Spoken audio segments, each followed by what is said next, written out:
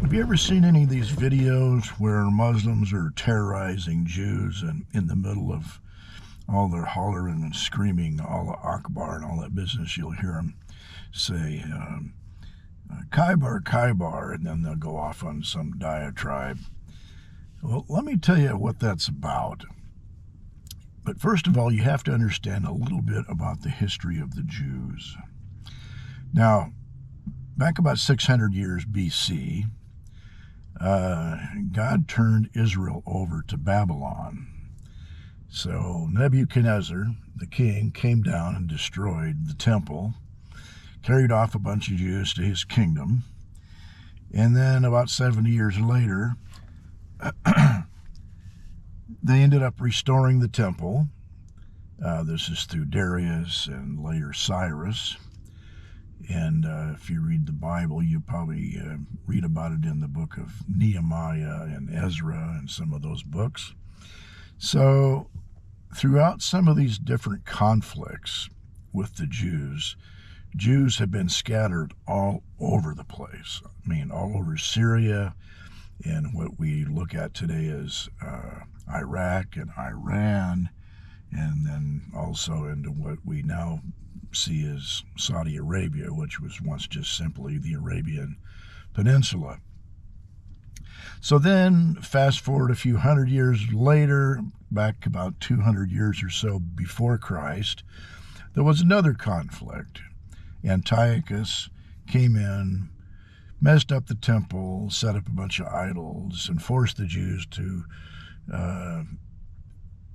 bow before him and his idols and all that business. Well, during some of these conflicts, the Jews again were scattered off into little safe zones, sometimes into oases in different places in the desert. And then, of course, fast forward 70 AD, Jesus predicted that the Jews would be scattered all over the world and that the temple would be destroyed. You can read about that in Matthew 24, Luke 21, Mark chapter 13.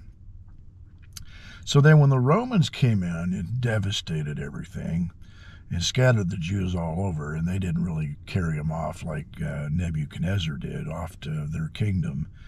They just simply killed them. But in the middle of all these different conflicts, like I said, the Jews, oftentimes they were scattered, and they built strongholds in safe areas. South of Petra, a few hundred miles out in the Arabian desert, there's an oasis that was settled by a bunch of Jews, and probably it dates back to a couple hundred years BC, or it might be related also to the diaspora when the Romans came in and tore down the temple.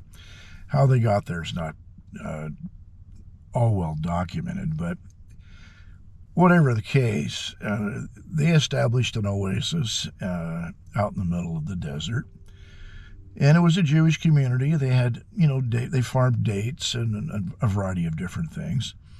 And then along comes Muhammad, 5th, 6th century, and his idea, of course, was to get everybody in the world, all the tribes of Arabia, to start with, to worship his God. And so he tore down all of the tribal deities in Mecca, and he tried to pitch the idea to the Jews that if they would, that he believed in one God like the Jews did, and if they would worship the one God and he would be the prophet, that he would give the Jews peace, and if they paid a little bit of tax, a jizya tax or demi-tax, then he would protect them. Well, he pitched that idea to the Jews at Khaybar, and they didn't buy it.